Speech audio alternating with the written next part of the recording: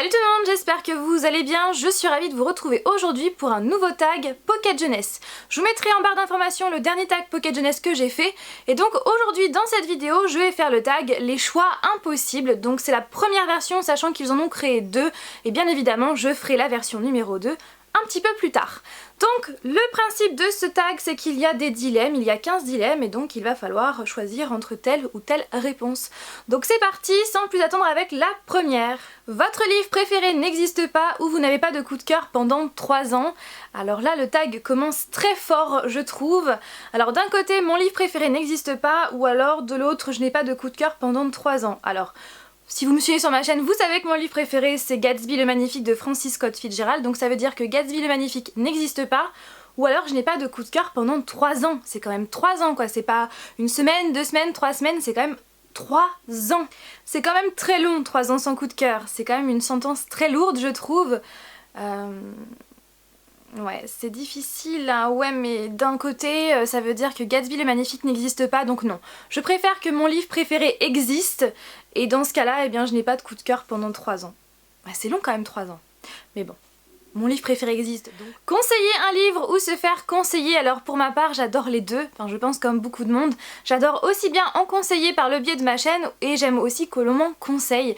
J'adore ce partage justement. Donc, eh bien je veux dire conseiller un livre parce que c'est ce que j'adore aussi faire sur ma chaîne, donc je veux dire conseiller un livre. Troisième dilemme, Hunger Games ou le labyrinthe. Alors là ça va être très simple étant donné que je n'ai pas lu ni vu le labyrinthe, même si j'ai le premier tome dans ma palle depuis une éternité. Donc je vais dire pour le coup Hunger Games parce que j'ai lu les 3 tomes. Et j'ai adoré bien évidemment.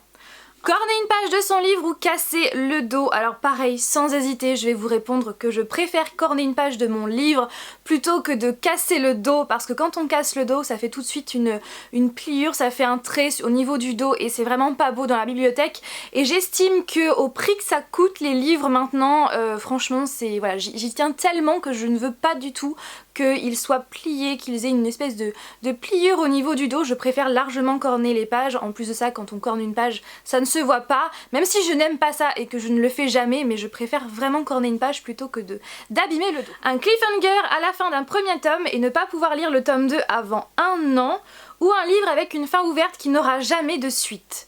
Alors pour ma part, je ne suis pas une adepte des fins ouvertes, je suis en général frustrée justement de savoir que le livre se termine là et qu'il ne va pas y avoir de fin, donc je suis assez frustrée par ça. Un roman adapté en film-série ou un roman non adapté? Alors je vais répondre un roman adapté en film-série parce que j'adore ça et je trouve ça cool en fait de voir des films qui sont tirés des livres, ça permet de savoir de voir si ce qu'on avait imaginé c'est ça ou pas. Et il y a aussi de très très bonnes adaptations comme par exemple Nos étoiles contraires que j'ai adoré en livre et que j'ai adoré en film, donc de John Green. Donc vraiment c'est vrai que des fois il y a des adaptations cinématographiques qui sont pas top, mais des fois il y a vraiment de très très bonnes adaptations. Un livre génial avec une couverture moche ou un livre passable avec une couverture géniale? Alors là pareil, sans hésiter, je vais vous répondre que je préfère largement un livre génial avec une couverture moche plutôt que l'inverse. Parce que il y a des livres qui n'ont pas forcément une super belle couverture, mais qui sont juste extra, juste géniaux.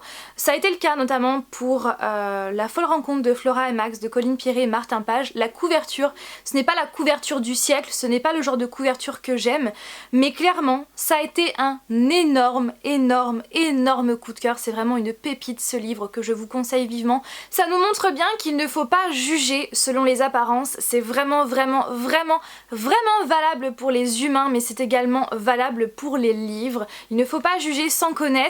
Et donc pour ce 7e dilemme, eh bien je répondrai sans hésiter que je préfère largement un livre génial avec une couverture moche plutôt que l'inverse. 8e dilemme, se faire spoiler un livre ou ne jamais avoir la suite.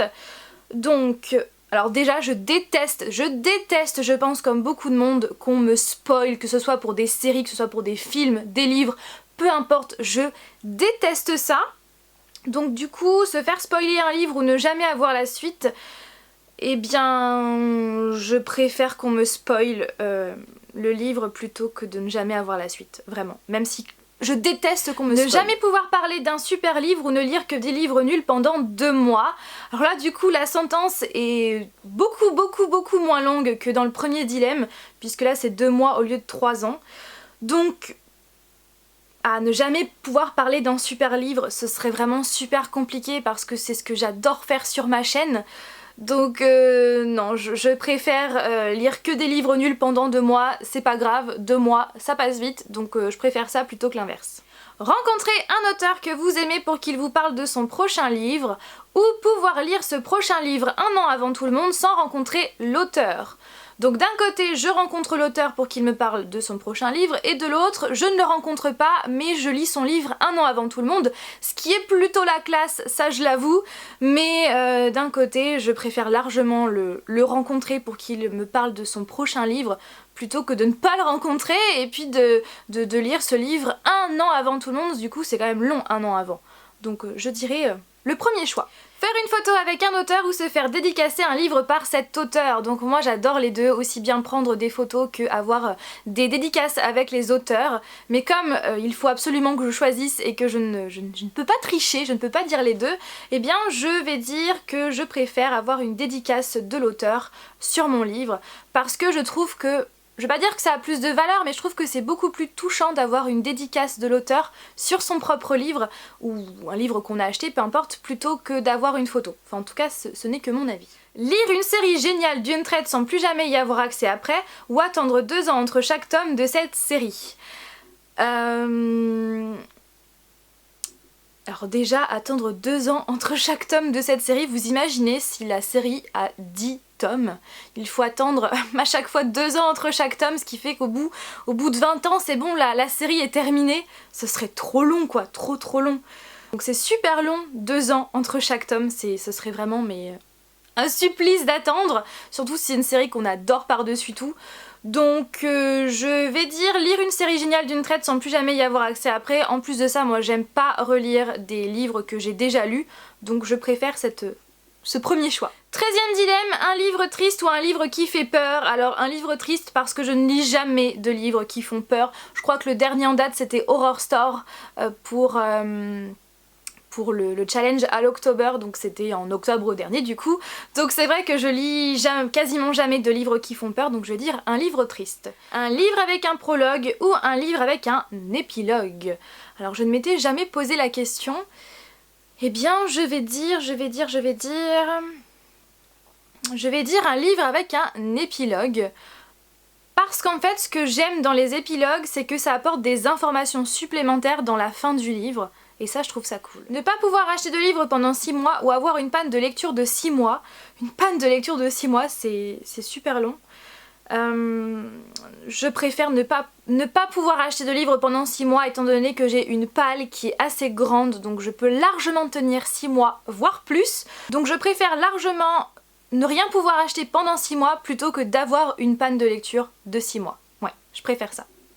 Voilà tout le monde concernant ce tag, les choix impossibles, donc c'est la première version comme je vous l'avais dit, je ferai la seconde version un petit peu plus tard, je pense, je sais pas, au mois de mai ou de juin, je verrai. Je vous invite vraiment à marquer vos réponses en commentaire, je suis assez curieuse et j'ai hâte de savoir si on a répondu la même chose, donc dites-moi tout ça en commentaire. Et si vous avez une chaîne YouTube ou encore un blog, eh bien je vous invite vraiment à le refaire, je tag vraiment tout le monde, ce tag était vraiment super fun à faire.